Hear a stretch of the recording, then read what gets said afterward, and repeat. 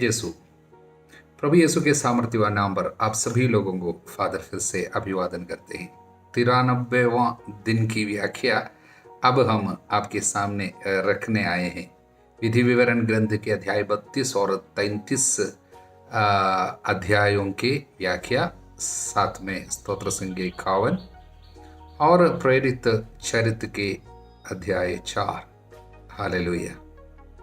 32वां अध्याय विधि विवरण का बहुत ही महत्वपूर्ण एक अध्याय है, क्योंकि हम मूसा का भजन हम सुन रहे हैं, पढ़ रहे हैं और सीख रहे हैं। हालेलुया।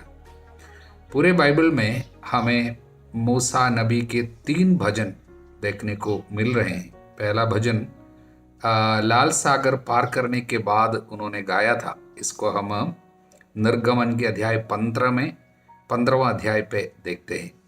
दूसरा भजन स्तोत्र संख्या 90, यह स्तोत्र संख्या 90 मूसा का भजन है। और तीसरा भजन है आज अपने जीवन के अंत में, यूं ही यानी मृत्यु के ठीक पहले उन्होंने गाया था। प्रभु के कहने के अनुसार इस भजन गाया था। 32वां अध्याय विधि विवरण के मूसा का भजन है। और इस भजन से जुड़ी हुई कुछ बात समझना हो, पृष्ठभूमि के रूप में इनको हम लोगों को पढ़ना होगा।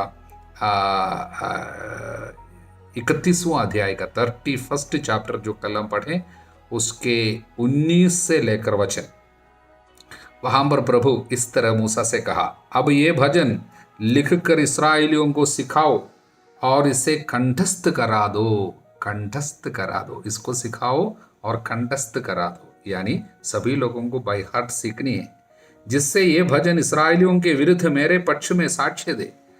इसका कारण क्या है? ये इस्राएलियों के विरुद्ध प्रभु के एक साक्षी के रूप में रहेगा। जब मैं उन्हें उस देश पहुंचा दूंगा जिसे देने का मैंने उनके पूर्वजों को शपथ पूर्व वचन दिया है, प्रतिज्ञात देश जो है, वो देश जिसमें दूध और मधु की नदियां बहती है। और जब वे वहां खाते पीते हुए फलेंगे फूलेंगे, तब वे पराये देवताओं के अनुगामी बनकर उनकी पूजा करने लगेंगे, मेरा परित्याग कर मेरा विधान भंग करेंगे। तब यदि उन पर बहुत सी विपत्तियां और कष्ट टूट पड़ेंगे, तो ये भजन जो उनके वंशजों को कंठस्थ होगा, उनके विरुद्ध इस बात का साक्ष्य देगा। हालेलुया। और इसलिए उस दिन मूसा ने ये भजन लिखकर उससे इस्राएल के लोगों को सिखाया। इसलिए उसी दिन मूसा ने भजन लिखकर उसे इस्राएल के लोगों को सिखाया। यही है इस भजन से जुड़ी हुई बात। तो प्रभु ने स्वयं मूसा से कहा। इसलिए इस भजन की 2 महत्वपूर्ण विशेषताएं, एक भविष्यवाणी का उपयोग है इसमें, यानी भविष्यवाणी है इस पे।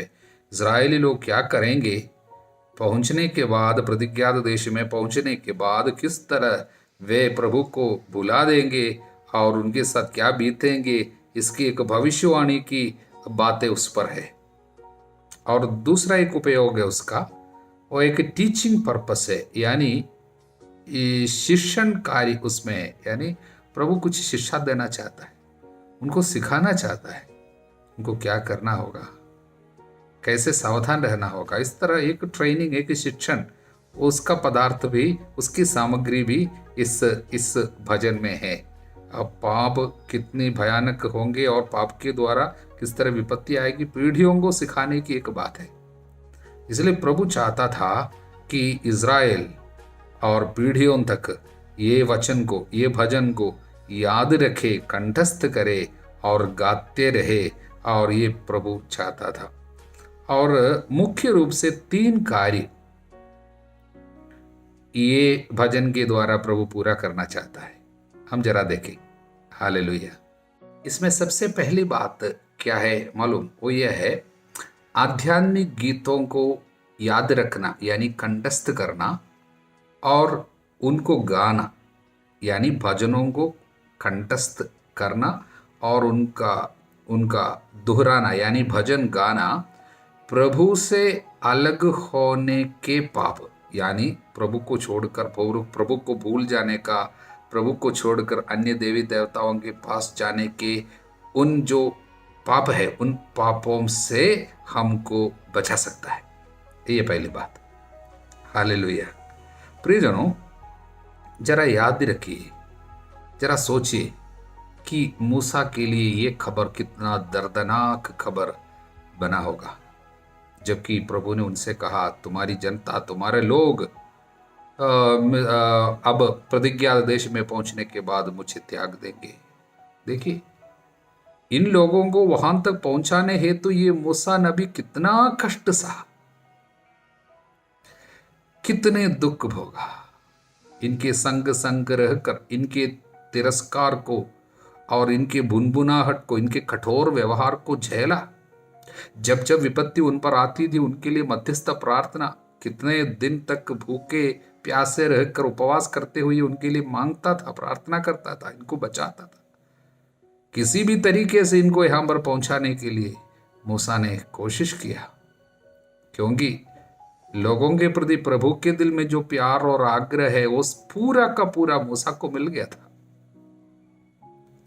और वो चाहता था किसी भी प्रकार से वे पहुंच जाएंगे तो बदल जाएंगे। क्योंकि यहाँ पर इन लोग शायद इसलिए भुनभुनाते हैं क्योंकि खाना नहीं मिलता है, उजाड़ खंड है, विपत्ति है, तकलीफ है, परेशानी। वहां पर प्रतिज्ञात देश में सारी व्यवस्था प्रभु ने इनके लिए कर रखा है, तो वहां जाकर सुधरेगा, ये आशा थी।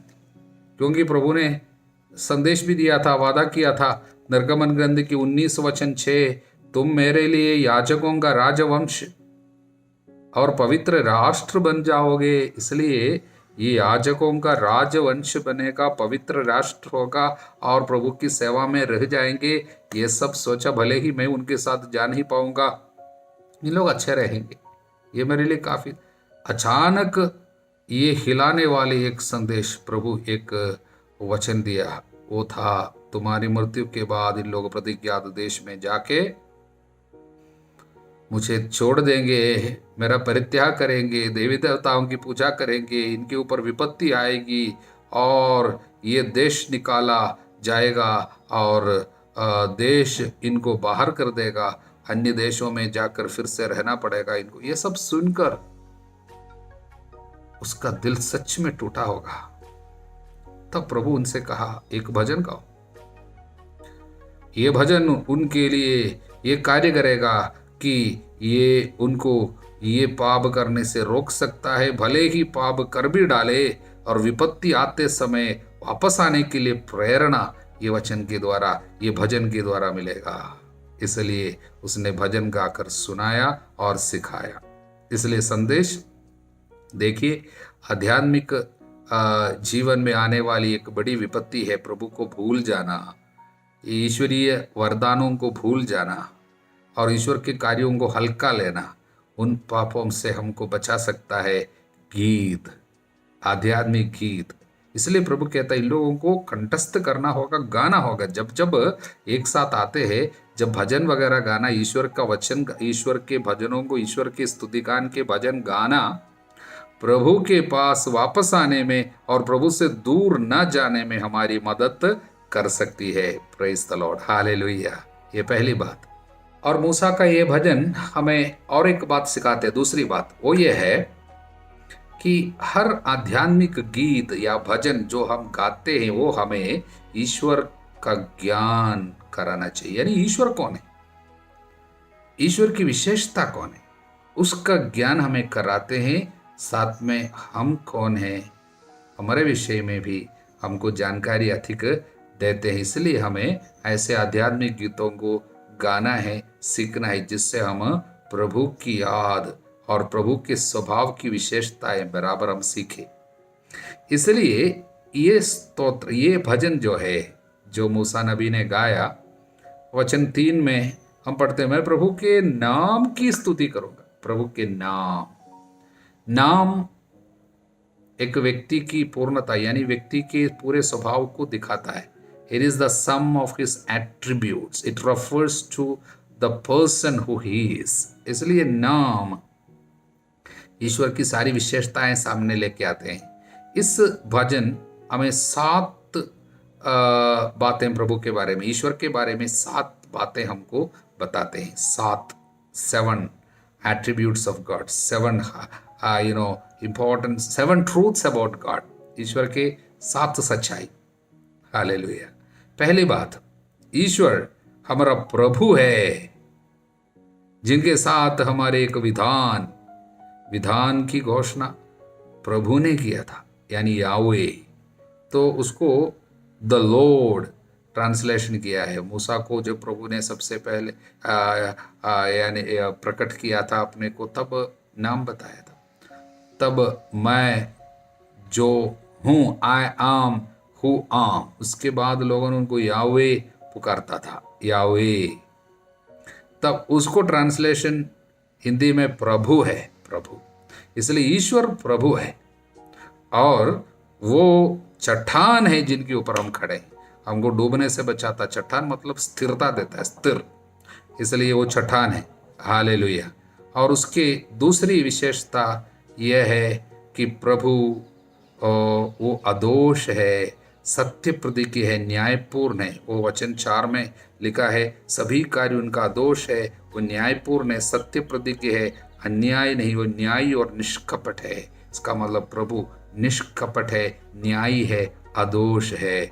और तीसरी बात, वचन 6 में हम पढ़ते हैं, क्या वो तुम्हारा पिता नहीं जिसने तुम्हें उत्पन्न किया, तुमको बनाया और जीवन दिया। उसने हमें उत्पन्न किया, जीवन दिया और हमको बनाया। और चौथी बात यह है, वचन 8 में लिखा है, वो सर्वोच्च प्रभु है, राष्ट्रों के देश निर्धारित करते हैं, मनुष्यों को पृथ्वी पर बिखेर दिया और उसने ईश्वर के पुत्रों की संख्या के अनुसार राष्ट्रों की सीमाओं का निर्धारण किया। मतलब इस दुनिया में कौन कहाँ पर रहना है, कब रहना है, और इसको निर्धारित करने वाला सर्वोच्च ईश्वर। अलग अलग जातियों को कहाँ कहाँ पर रहना है, इसका प्रभु ने स्वयं निर्धारित किया, ईश्वर स्वयं निर्धारित किया है। हल्लेलुया। और पांचवी विशेषता ईश्वर की वो यह है, यहाँ पर 10 से लेकर वचन 14 तक के वचनों में हम पढ़ते हैं, वो ईश्वर हमारा बहुत प्यार करने वाला पथ प्रदर्शक है, यानी प्यार से वो लेकर चलता है, पथ प्रदर्शक है। इसलिए हम यहाँ पर पढ़ते हैं, वो उसने हमें मरुभूमि में भयानक निर्जन स्थान में पाया, संभाला, शिक्षा प्रदान की। मतलब इसराइलियों को किस तरह मरुभूमि में ईश्वर संभाला, उसके बारे में लिखा है। भयानक निर्जन स्थान में, मरुभूमि में उसने उन्हें देखा, उन्हें संभाला, शिक्षा प्रदान की, आंखों की पुतली की तरह रक्षा की। गरुड़ जिस तरह अपने नीड की रखवाली करता, अपने बच्चों के ऊपर मंडराता, उसी तरह पंखों को फैलाकर उन्हें उठाया, पंखों पे ले गया। प्रभु ही अपनी प्रजा का पथ प्रदर्शक रहा, पथ प्रदर्शक। हालेलुया। यही है पांचवी बात। लेकिन प्यार से पथ प्रदर्शन किया, वो बात याद रखना। और छठवीं बात, हमारा प्रभु एक डराने वाले न्याय करता है, जो उनके तिरस्कार करने वालों के ऊपर न्याय करता है और दंड आने देता है। यानी अपने को त्यागने वालों के ऊपर वो न्याय करेगा। प्रभु का तिरस्कार करने वालों के ऊपर न्याय करने वाला है।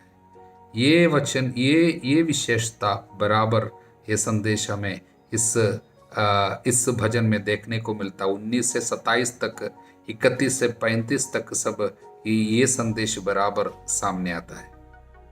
और अंत में 7वीं विशेषता, वो हम वचन 39 में 39 वचन में पढ़ते हैं, अब समझो कि मैं वही हूं, मेरे सिवा और कोई देवता नहीं। यानी there is no other god, और कोई देवता करके कोई चीज नहीं, एक ही ईश्वर, उसका नाम प्रभु। प्रभु को छोड़कर और कोई नहीं है। वही जीवन और मरण का विधाता है, जीवन और मृत्यु का विधाता। मैं मरता भी हूं, चंगा भी करता हूं, मेरे हाथ से कोई किसी को छुड़ा नहीं सकता। इसका मतलब क्या है? मारता भी हूं, चंगा भी करता हूं। मारता हूं मतलब विपत्ति आने देता है, पनिशमेंट आने देता है, चंगाई भी करता है। इसलिए ईश्वर पे दो विशेषता जुड़ी हुई, उसके अंदर भरी हुई है। यानी ईश्वर की दो महत्वपूर्ण पहलू है। एक न्यायी प्रभु है, न्यायकर्ता, जस्टिस, न्याय है। इसलिए पाप को दंड मिलना चाहिए, पाप करने के बाद दंड आना चाहिए, वो न्याय। अगर पापी के ऊपर दंड नहीं आता है तो अन्याय होगा। उदाहरण के लिए, मैंने किसी को मारा और उनके परिवार अनाथ हो गया जिनको मैंने मारा, और उसके बाद मेरे को कोई विपत्ति नहीं आती है, मैं अच्छा से दुनिया में बढ़िया से रहता हूं, इसका मतलब अन्याय है। ईश्वर उनके परिवार के साथ अन्याय कर रहे हैं। इसलिए न्यायी प्रभु हमारे ऊपर विपत्ति आने देगा, वो न्याय के कारण, वो ईश्वर का न्याय, वो है जस्टिस। लेकिन उसी प्रभु पे एक और विशेषता है, वो न्याय से और थोड़ा बढ़कर है, वो है दया और करुणा। वो हम पर तरस खाना भी चाहता है, दया करता है। इसलिए ईश्वर की दो विशेषता, दो पहलू, वो है सातवीं बात के रूप में प्रभु हमारे सामने रख रहे हैं। हालेलुया। साथ में अपना ज्ञान भी हमको मिल जाता है। मनुष्य कौन है वो भी देखिए, ईश्वर कौन है, सात विशेषता हमने इस वचन पर देखा। लेकिन अपने बारे में, मनुष्य अपने बारे, यहाँ पर इज़राइल को प्रभु यशरून नाम से पुकारते, यशरून नाम, यशरून। देखिए वो एक पेट नेम है, जब बहुत प्यार से किसी को दूसरा नाम देता है। इज़राइल ऑफिशियल नाम हो गया, यशरून प्यार से बुलाता है। मतलब ईश्वर यशरून जब बुलाते हैं, वो लाडला बैठा, इसी तरह है। इसलिए ईश्वर का हम लाडले हैं, और उनके दृष्टि में हम बहुत ही अच्छे हैं। लेकिन हम स्वयं कौन बन गया, उसका ज्ञान भी हमको ये पढ़ने से मिल जाता। हम ना समझ हो गए, हम विवेक का अभाव हम में है, इसलिए हम प्रभु को ठुकरा के चले गए देव मूर्तियों के पास। इस तरह हम पाप किया, इस तरह हमें अपने पाप की याद आ जाती है, हमारी कमजोरी हमें याद आते हैं, प्रभु कितना हमको प्यार किया वो याद आते हैं, और प्रभु हमारा कौन है इसका भी ज्ञान हमको ये भजन से मिल जाती है। हालेलुया। और तीसरी महत्वपूर्ण बात यह है, जब हमें ईश्वर का ज्ञान प्राप्त हो जाता है, ईश्वर की याद हमको वचन के द्वारा, ये गीत के द्वारा, आध्यात्मिक गीतों के द्वारा हमको मिल जाते हैं, और साथ साथ हमारी कमजोरियों का ज्ञान हमको मिल जाते हैं। हम कितने पाप करने के बावजूद ईश्वर हम पर तरस खाया, ये याद हमें आती है, तब हमारे अंतरतम से स्तुति उमड़ पड़ेगी, हम प्रभु की स्तुति बराबर कर पाएंगे। इसलिए आध्यात्मिक गीत गाने का मतलब वो हमें पछतावा दिलाएगा, हमारे पापों की याद दिलाएगा, ईश्वर का ज्ञान हमको दिलाएंगे, और हमारे हृदय से स्तुति का बलिदान निरंतर उमड़ पड़ेंगे। हालेलुया। इसलिए ईश्वर हमारे लिए जो कार्य किया है और करेंगे हमारे कमजोरियों के बावजूद, उसका ज्ञान दिलाना इस भजन का एक महत्वपूर्ण उद्देश्य रहा। इसलिए इसकी सबसे बड़ी विशेषता यह है इस भजन की, उसके आखिरी वचन 43वां वचन 43, राष्ट्र उसकी प्रजा का जयकार करो, क्योंकि वह अपने सेवकों के रक्त का बदला चुकाएगा। प्रभु हमारे लिए क्या करेगा? देखिए, भले ही हमने पाप किया, हमारे ऊपर विपत्ति आई, लेकिन प्रभु अपनी दया के कारण, न्याय के कारण क्या हुआ, विपत्ति आने दिया। और विपत्ति कई लोगों के द्वारा इजरायलियों को मिल रहे हैं, अनेक शत्रु आकर और इजरायलियों का खून बहाया। लेकिन प्रभु अपनी दया के कारण अब क्या करेगा? हमारे सेवकों के, प्रभु के सेवकों के रक्त का बदला चुकाएगा, वो अपने शत्रुओं का प्रतिकार करेगा, वो अपने देश और अपनी प्रजा का शुद्धिकरण करेगा। प्रियजनों, इसमें शुद्धिकरण करेगा, वो समझने से, वो बात, वो शब्द से हमको अधिक कुछ समझ में नहीं आएगा। लेकिन originally He will make expiation and atonement for the land and his people. Expiation यानी वो अपने लोगों का और देश के पापों का प्रायश्चित करेगा। ईश्वर स्वयं हमारे पापों के लिए, देश के पापों के लिए प्रायश्चित करेगा। अटोनमेंट, प्रायश्चित ईश्वर स्वयं करेगा। तो यहां पर शुद्धिकरण करेगा, पूरा समझ में नहीं आता, लेकिन पापों का प्रायश्चित, अटोनमेंट, तब अचानक हमको याद आते हैं किसको? यीशु को। दुनिया के पाप उठाने आया ईश्वर का बलित मेमना। पापों का प्रायश्चित किसने किया? पूर्ण बलिदान, यीशु की बलिदान। पुराने विधान के सारे बलिदान की पूर्ति ईसा मसीहा के बलिदान पे है। उसकी ओर एक भविष्यवाणी है ये भजन। मूसा की इस भजन की सबसे महत्वपूर्ण बात अंतिम वचन है। वहां पर प्रभु स्वयं, भले ही तुम जाकर फिर से पाप करोगे, पाप के कारण तुम्हारी ऊपर विपत्ति आएगी, वो विपत्ति के कारण तुमको दूर देश में अनेक जगह में चला जाना पड़ेगा, लेकिन प्रभु अपनी दया के कारण आपको लौटाएगा, शत्रुओं को दंड देगा। आपके ऊपर जिन्होंने भी अत्याचार किया उन सभी लोगों को प्रभु दंड देगा, और आपके पापों के प्रायश्चित का स्वयं प्रभु प्रायश्चित करेगा। पापों को प्रायश्चित करते हुए देश का शुद्धिकरण, आपका शुद्धिकरण प्रभु स्वयं करेगा। वो ईसा मसीहा में पूर्ण हुई है। इसलिए प्रियजनों, ये बातें हमारे हृदय में इतने आनंद डालते हैं। भले ही निराशा का शब्द कई बार बताया हुआ है, लेकिन वास्तव में अंत में प्रभु बड़ी आशा का वचन मूसा नबी के मुंह के द्वारा लोगों के सामने प्रकट किया। हालेलुया। इस सुंदर भजन को गाने के बाद मूसा के साथ फिर क्या होगा? 48वां वचन, उसी दिन प्रभु ने मूसा से कहा, इस अबारिम पर्वत श्रेणी के नेबो पर्वत पर चढ़ो, और उस पर्वत पर चढ़ने पर वहां से क्या है? कनान देश को देख सकते हैं। और वचन 50, उस पर्वत पर चढ़ने पर वहां तुम्हारी मृत्यु हो जाएगी। प्रियजनों, भजन गाते हुए मृत्यु की ओर जाने वाले मूसा, वो एक प्रतीक है, he is a type and symbol, क्योंकि उसकी सेम उसी प्रकार और एक व्यक्ति को हम नए विधान में देखते हैं जो भजन गाने के बाद अपनी मृत्यु की ओर बढ़ रहे हैं। मरकुस के सुसमाचार अध्याय 14 वचन 26, भजन गाने के बाद वे जैतून पहाड़ चल दिए। कहाँ है जैतून पहाड़? जहाँ पर गत्समनी है, वहां पर प्रभु की गिरफ्तारी होगी और मृत्यु की ओर जा रहे हैं जानबूझकर। प्रभु जानता था उनके साथ क्या हो रहा। मूसा भी जानता है वो पहाड़ पर क्या होगा। यीशु जानता है मेरे साथ क्या होने वाला है। भजन गाते हुए अपने मृत्यु की ओर चल रहे हैं। इसलिए इन दोनों के बीच में जो समानता है, समरूपता है, सारूप्य है, जो हम देख रहे हैं, मूसा नबी और ईसा दोनों के हृदय में अपने लोगों के लिए प्यार, दोनों अपने लोगों के लिए कितना कष्ट उठाए, लेकिन मूसा केवल एक छाया मात्र थी आने वाले मुक्तिदाता की। हालेलुया।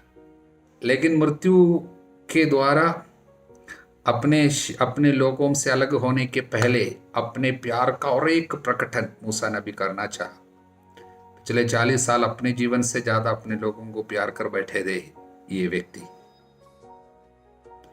अब उनको पता है मैं अपने लोगों को यहाँ पर फिर देख नहीं पाऊंगा, इसलिए जाने के पहले अंत में और एक प्यार का प्रकटन, वो है आशीर्वाद। ये 33वां अध्याय पूरा मूसा एक एक ट्राइब को, एक एक वंश को बुला के स्पेशल आशीर्वाद दिया।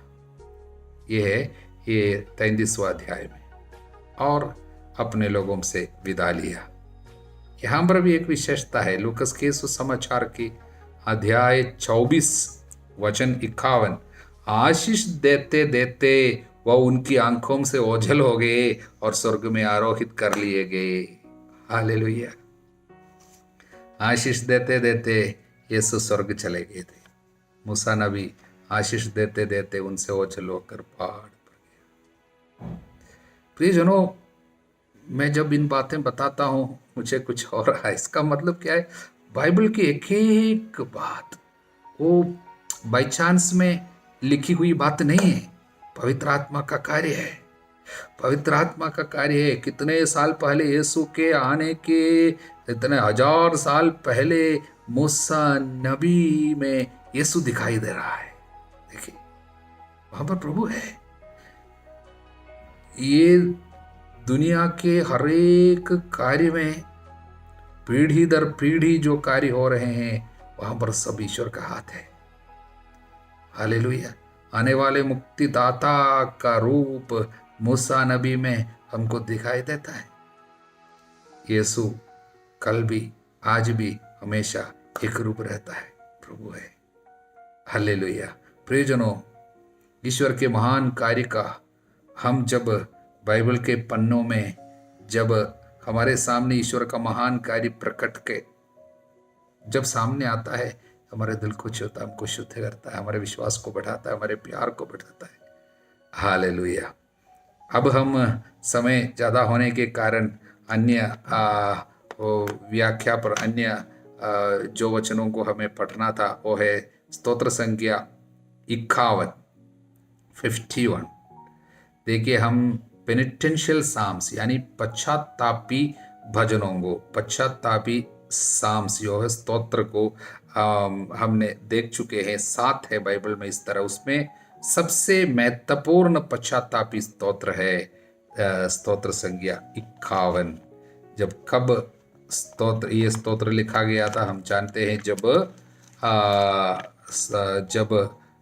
दाऊद ने पाप किया था, बेतशबा नामक स्त्री के साथ व्यभिचार किया था, और उसके बाद जब उनको पश्चाताप हो उठा तब वो पश्चाताप उसने प्रकट किया। ईश्वर दयालु, तू मुझ पर दया कर, तू दया सागर है, मेरा अपराध क्षमा कर, मेरा अपराध मैं स्वीकार करता हूँ, मेरा पाप निरंतर मेरे सामने है। इस तरह एक सुंदर प्रार्थना किया, और ये प्रार्थना है स्तोत्र संगीत 51। इसलिए हम लोग जब भी पाप में पश्चाताप करते हैं, पाप स्वीकार करने जाते हैं, तब सब ये प्रार्थना को दोहराना अच्छा है। मेरा पश्चाताप ही मेरा बलिदान होगा। प्रभु के सामने वो स्वीकार करता, मेरा बलिदान तो मेरा पश्चातापी हृदय, पश्चातापी दीनहीन हृदय का प्रभु तिरस्कार नहीं करेगा। इसलिए ये स्तोत्र 51 बहुत सुंदर स्तोत्र है।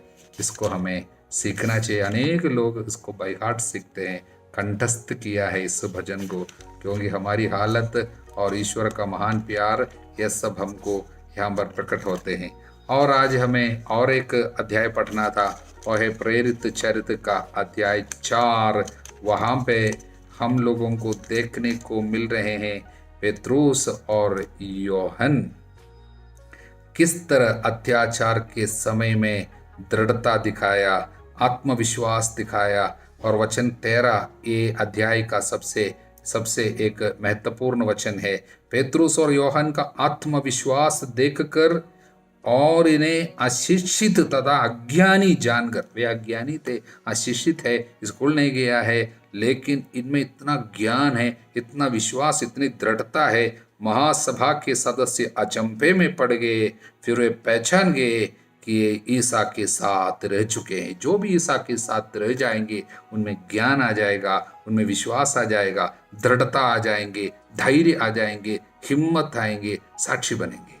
इसलिए उनको समझ में आ गया, शत्रुओं को समझ में आ गया, हाँ ये यीशु के साथ रहा। इसलिए अज्ञानी लोग इतने आत्मविश्वास में इतना बड़ा प्रवचन देता है। हालेलुया। इसलिए प्रियजनों, अत्याचार और विपत्ति में इसराइलियों क्रिश्चियन जो आदिम कलीसिया की ईसाई लोगों की एक सुंदर प्रार्थना भी इसमें लिखे हुए हैं।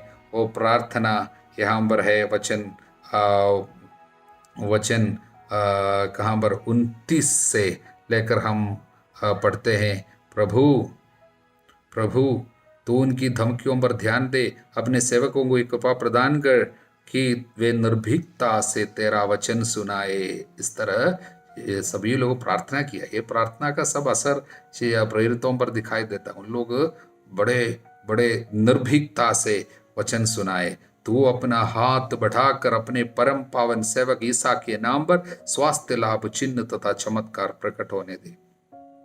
एक सुंदर प्रार्थना, याद रखिए।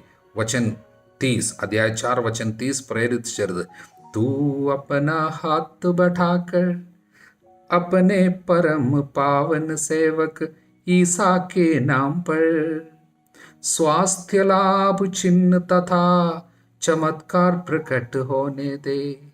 स्वास्थ्य लाभ चिन्ह तथा चमत्कार प्रकट होने दे। हालेलुया। प्रभु आप सभी लोगों को आशीर्वाद प्रदान करे, चमत्कार प्रकट होने दे, अब सदा सर्वदा अनंत काल तक। आमीन।